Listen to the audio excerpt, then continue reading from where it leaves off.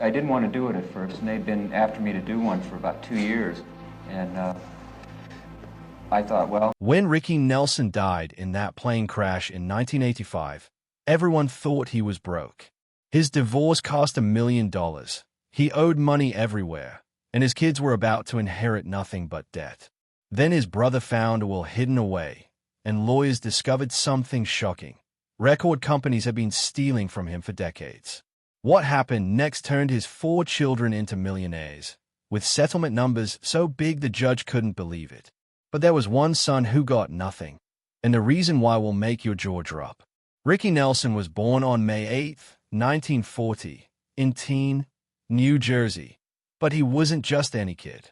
His father, A.Z. Nelson, led a big band, and his mother, Harriet Hilliard, was already a movie actress. From the very beginning, Ricky's life was public. By the time he was still in diapers, his family's radio show, The Adventures of A.Z. and Harriet, was already famous across America. Instead of growing up in quiet suburbia, Ricky grew up in recording studios and sound stages, where family dinners could turn into rehearsals and vacations sometimes turned into scripts.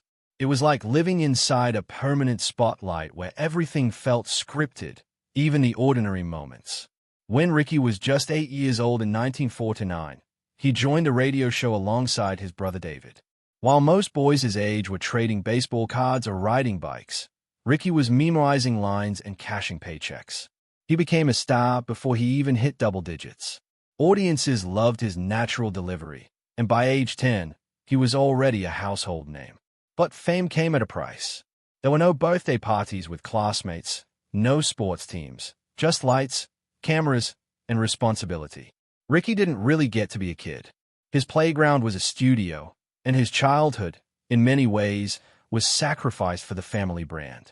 In 1941, the family moved to Los Angeles and settled into a charming green and white Cape Cod colonial at 1822 Camino Pauro. That house wasn't just a home. It became the face of American television, appearing in countless episodes of the show and becoming one of the most iconic homes in pop culture. Fans even drove by just to get a glimpse. But inside those walls, it was a business. Scripts were written there, rehearsals happened in the living room, and AZ ran the operation like a tight ship, with the kids as part of the crew. Their real lives were inseparable from their on-screen characters, and this blend of fiction and reality made the show wildly successful. But it blurred the lines for Ricky, what was real and what was for show. Ricky also struggled badly with asthma. It wasn't just a few coughing fits here and there. It kept him home from school, away from friends, and sometimes out of breath just walking across a room. While other kids were playing, Ricky was stuck indoors reading or listening to music. It made him quiet and thoughtful, someone who observed more than he spoke. This soft-spoken side of him would later become part of his charm. On screen, he had a quiet intensity that set him apart, but behind it was a lonely kid trying to breathe and feel normal. When the radio show began in 1944, AZ and Harriet hired actors to play their sons. But Ricky and David didn't like that. They wanted to play themselves, and they pushed for it. By 1949, they were starring in the show as themselves. This hadn't really been done before, a strange mix of real family life turned into entertainment. But it worked. Ratings climbed and people became obsessed with the Nelsons. Ricky wasn't just playing a part. He was living it every single day. His real life became public property, and fans ate it up. It was America's first reality family. Decades before that became a genre. Then came 1957. Ricky was 17 when he performed Fats Domino's I'm Walking on the family's TV show. It was electric, girls across America swooned, and the single sold over 1 million copies. Overnight, he became the face of teenage cool.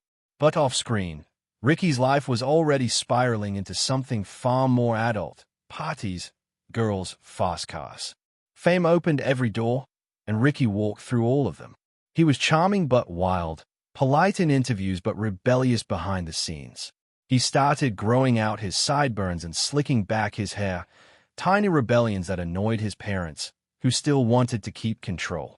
Later that year, his first single with Imperial Records, Bebop Baby, made history. It racked up 750,000 advance orders before even hitting stores. And when it did, it shot past 1 million copies and cracked the top 5 on both the pop and R&B charts. Ricky wasn't just a teen idol anymore. He was big business. His debut album, Ricky, topped the charts, proving that being young and good-looking wasn't just cute. It was cash. Record labels saw dollar signs in every teenager with a guitar. And Ricky proved it worked. But Ricky was also getting involved in intense relationships, some that would have shocked his fans if they knew. One was with Marianne Garba, who played his girlfriend on TV. Off-screen, things were steamy. Ricky later admitted they would neck for hours, which in the 1950s was a scandal waiting to happen. He even gave her a gold ring inscribed to Marianne, "Love Rick." She thought it meant they were serious. He didn't. Ricky was already moving on to other girls, including singer Lori Collins, with whom he started writing music. To the public, he was squeaky clean, but the real Ricky was a teenager in the fast lane, and few knew the truth. All of this made his parents very nervous. AZ and Harriet weren't just parents. They were producers, managers, and gatekeepers. They hated how many girlfriends Ricky had, fearing love would ruin his focus. AZ especially was strict. Even though Ricky was making $500 a week by his mid-teens, his father held on to the money, giving him only a small allowance because he didn't want him spoiled. That control extended to Ricky's personal life, too. Rumors of engagements were crushed and serious relationships discouraged. But Ricky, already used to fame and pressure, began to rebel. Secret girlfriends, late-night parties. He was still the face of America's favorite TV family. But behind the scenes, he was slipping further from their control. Ricky Nelson was only 17 when his debut album hit #1. Simply titled Ricky, it came out in October 1957, and within weeks, it topped the Billboard LP chart for 2 weeks, making him the youngest artist ever to do so at the time. This wasn't just a teenager singing catchy tunes. Ricky was already a TV star thanks to the adventures of AZ and Harriet, one of the most watched shows in America. Every week, millions saw him not just act, but sing. While Elvis ruled the radio, Ricky ruled the living room and the airwaves. Songs like Bebop Baby and Have I Told You Lately That I Love You were already climbing the charts before the album even dropped. His success wasn't luck. It was a system masterminded by his father, AZ. As producer of the family show, AZ saw an opportunity nobody else had. At the end of each episode, Ricky would perform a brand new song. This wasn't just cute, it was genius. 10 million people tuned in each week, giving Ricky the kind of exposure nobody else had. When he sang I'm Walking on the show in April 1957, the song jumped to #4 on the charts. Its B-side, A Teenager's Romance, climbed even higher to #2. That kind of impact was unheard of. AZ made sure Ricky's songs were baked into the storyline, keeping a tight grip on his appearances, even refusing to let him go on The Ed Sullivan Show. Why share the spotlight when they could keep all the attention for themselves? Then came Poor Little Fool. In August 1958, it became the very first song ever to top Billboard's brand new Hot 100 chart. That alone would have made history. But there was more. Written by 15-year-old Sharon Shealy, the song wasn't even supposed to be a single. Ricky recorded it reluctantly, but radio stations loved it. Imperial Records ignored his protests and released it anyway. It shot to #1, stayed there for 2 weeks, and crossed into both country and R&B charts. That moment cemented Ricky's place in music history. His estate still owns money from it, and the song has been covered many times, but no one else can ever be first on the Hot 100. That's Ricky's title for life. Between 1957 and 1962, Ricky placed 20 songs in the top 40. Only Elvis had more in that stretch. His first Imperial Records single, Bebop Baby, sold over 1 million copies, with $750,000 in pre-orders before release. His contract was just as wild, $50,000 guaranteed over 5 years, plus full control over songs and album artwork, unheard of for a teenager. The money didn't stop flowing. TV kept pushing his records, and by 1960, the Ricky Nelson International Fan Club had 9,000 chapters worldwide. Ricky wasn't just rich, he was everywhere. In 1959, he proved his acting chops in Rio Bravo alongside John Wayne and Dean Martin, earning a Golden Globe nomination for Most Promising Newcomer. But while critics praised his acting, his spending also became clear. Ricky lived big: custom suits, luxury cars, VIP clubs. His monthly allowance was reportedly $5,000, equal to about $50,000 today. That role boosted his career but also revealed his taste for the high life. Fame wasn't just bringing in money, it was changing him. Ironically, 1961 also brought one of his biggest hits. Traveling man Sam Cooke had toned it down, thinking it didn't fit. But Ricky took a chance and proved him wrong. The song hit #1 in April, selling over 1 million copies within weeks. Its B-side, Hello Mary Lou, also became a hit, 2 smashes on one record. Ricky had an ear for songs others missed. But behind the scenes, frustration grew. Older session musicians on his albums didn't respect rock and roll, refusing to play the way he wanted. One even told him, "Kid, this ain't music." Ricky fired them, building his own band of young musicians who believed in his sound. It cost him salaries, gear, and travel, but it gave him control. Among those hires was James Burton, who'd become a legend himself. For Ricky, this wasn't just about sound, it was about respect. He was tired of being treated like a puppet. But no amount of control could stop what came next. In 1964, the Beatles hit America like a tidal wave. Their Ed Sullivan performance in February changed everything. By April, they held all 5 top spots on the Billboard chart. Even Elvis struggled, and so did Ricky. His 1964 single For You barely made the top 40. The magic was slipping. The British invasion didn't just bring new music, it reset the rules. By then, Ricky Nelson was already a music star when he met 16-year-old Chris Harmon on Christmas Day 1961. He was 21. She was the daughter of football legend Tom Harmon and actress Elise Knox, and the sister of future TV star Mark Harmon. On paper, they looked like a Hollywood dream couple, famous, attractive, and raised in the spotlight. But that dream turned into a long, painful nightmare. From the very beginning, Rick was under pressure. His father, AZ, still controlled his finances, and Chris, raised in luxury, wanted a lavish lifestyle. Rick tried to keep up, but the spending never stopped. Homes, cars, designer clothes, and exotic vacations drained his bank account year after year. By the late 1970s, Rick was broke. The fairy tale had collapsed. When they married on April 20th, 1963, it wasn't exactly romantic. It was a shotgun wedding. Chris was already pregnant, and her Catholic parents insisted on a fast ceremony.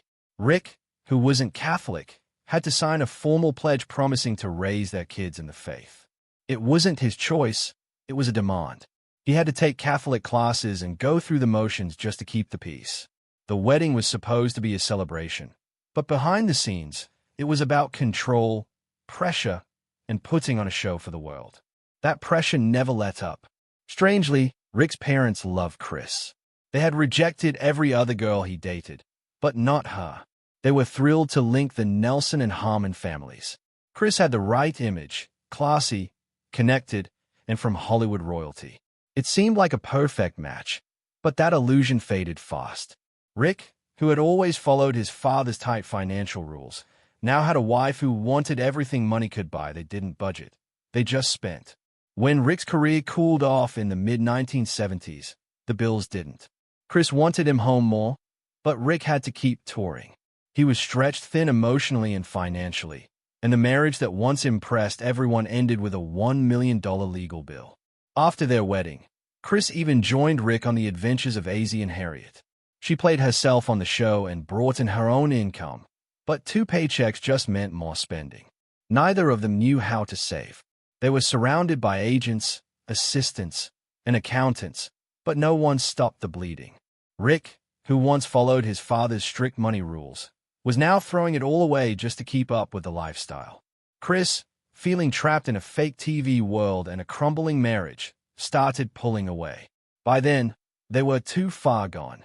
The Hollywood dream turned into a slow-motion financial collapse. In 1965, Rick and Chris made a movie together called Love and Kisses, directed by his father. The story was about two teenagers who elope and struggle to live with the groom's parents.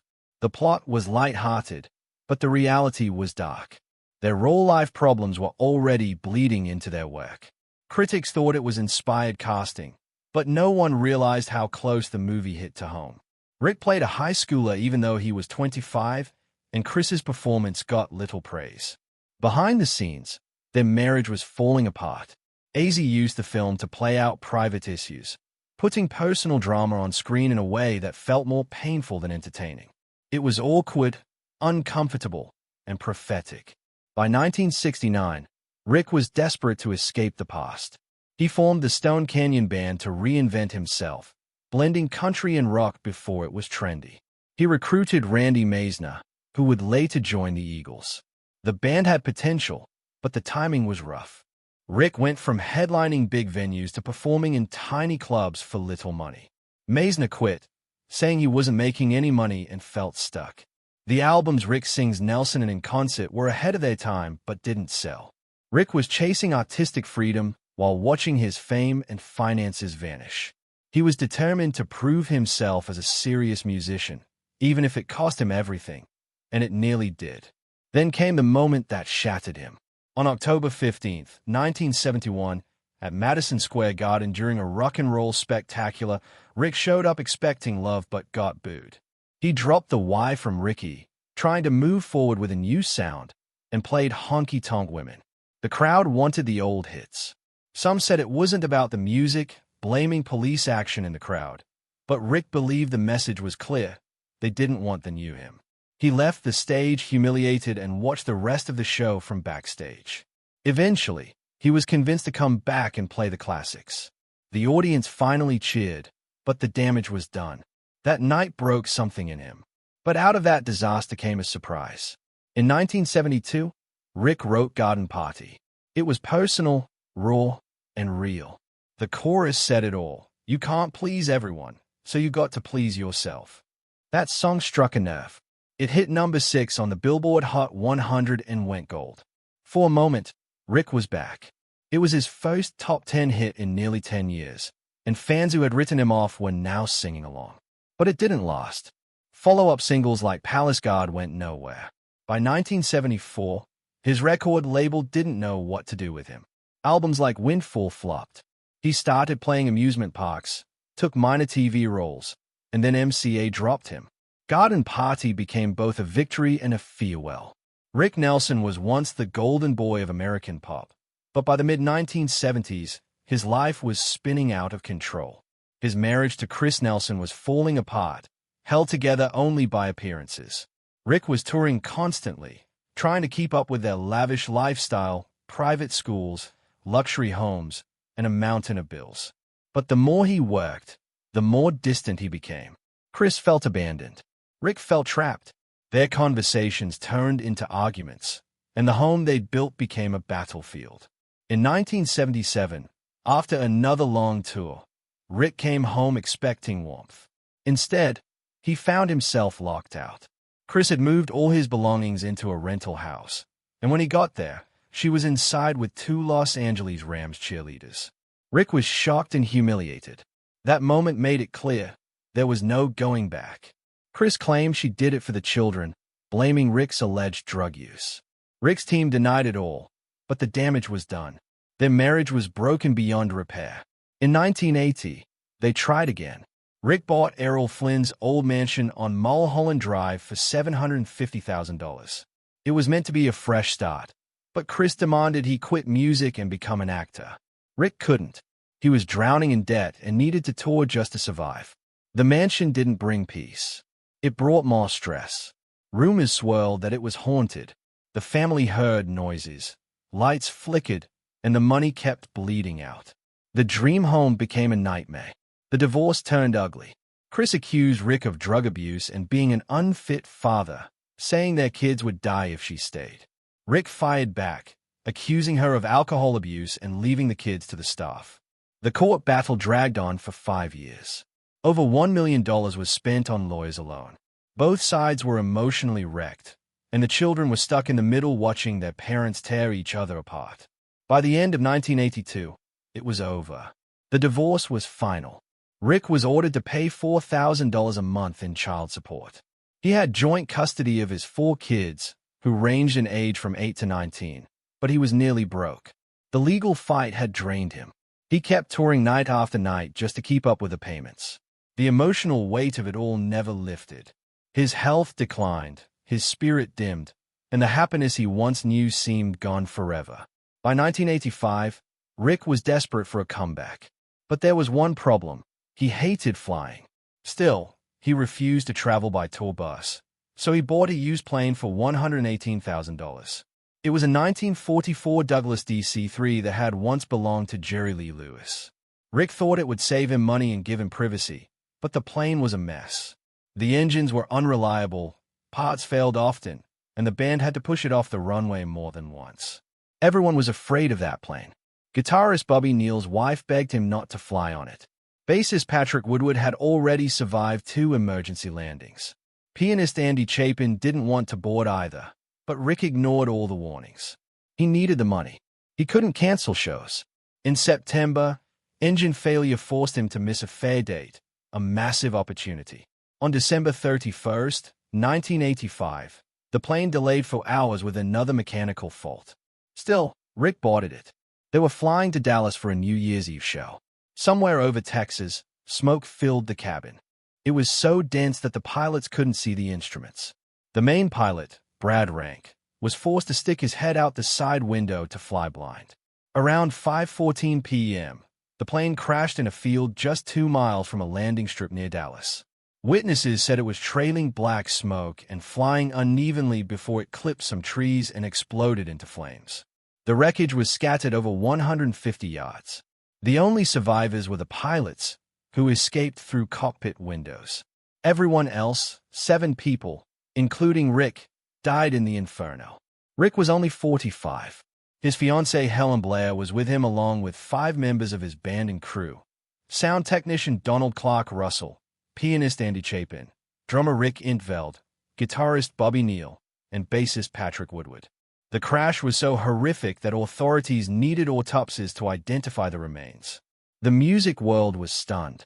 Nelson had been one of the biggest teen idols of his time, and now, just hours before 1986, he was gone. What came next was even more complicated. Rick's finances were in shambles. He had divorced his wife, Chris Harmon, and had 4 children, Tracy, Gunnar, Matthew, and Sam. He was engaged to Helen Blair, but she was left out of his will. So were his ex-wife and his mother. Even wise, the estate was reportedly about $1 million in debt due to Rick's spending habits, legal fees, and the cost of maintaining the vintage DC-3 that killed him. For a time, people thought Rick had died without a will. His ex-wife claimed she couldn't find one and moved to take over the estate. But Rick's brother, David Nelson, later produced a will dated just 4 months before the crash. That changed everything.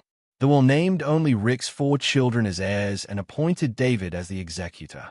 Still, with so many debts, it wasn't clear if there'd be anything left to inherit. Chris didn't take it lightly. She tried to claim part of Rick's life insurance despite their divorce. She also challenged David's role as executor in court. The legal fight got ugly fast. Accusations of drug use, bad parenting, and financial recklessness surfaced, some dating back years. More than $1 million had already been spent on the divorce alone. Now, lawyers were circling what was left. Then came an even bigger shock. Rick had another son. His name was Eric Jude Crew, born after a brief affair Rick had with a woman named Georgianne Crew in 1980. At first, Rick denied he was the father, but a court-ordered blood test in 1981 proved otherwise. He was ordered to pay $400 a month in child support, which he reportedly stopped paying after a while. In his will, Rick claimed paternity was disputed and left Eric out completely. After Rick died, Georgianne fought for her son's share of the estate, but the court upheld the will. Eric got nothing.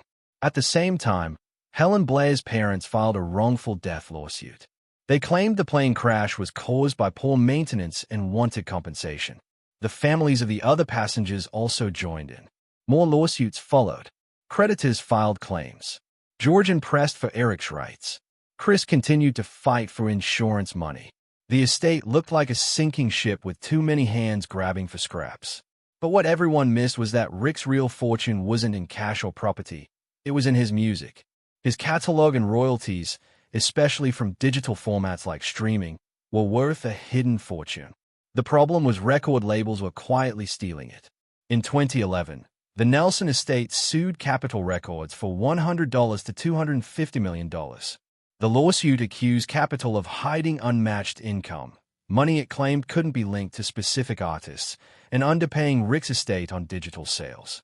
Capitol had been using deductions that made no sense, like breakage fees meant for physical CDs or vinyl applied to digital downloads. The estate said it was fraud. Millions were being siphoned off using outdated accounting tricks, and Capitol also refused to provide full audit data. The result was that Rick's heirs couldn't verify how much they were truly owed. In 2014, the case settled. Capitol agreed to pay an undisclosed amount and promised better transparency moving forward. The legal team called it a landmark victory. But that wasn't the end. In 2020, the estate took on Sony Music. This time the lawsuit focused on international streaming. Sony was accused of cutting royalties by imposing intercompany fees, meaning Sony's own offices were charging each other and reducing payouts. The result was that up to 68% of some royalties were gone before Rick's estate saw a cent. The settlement was huge, $12.7 million plus a 36% increase in streaming royalties going forward. Rick's kids finally started to see real money from their father's legacy.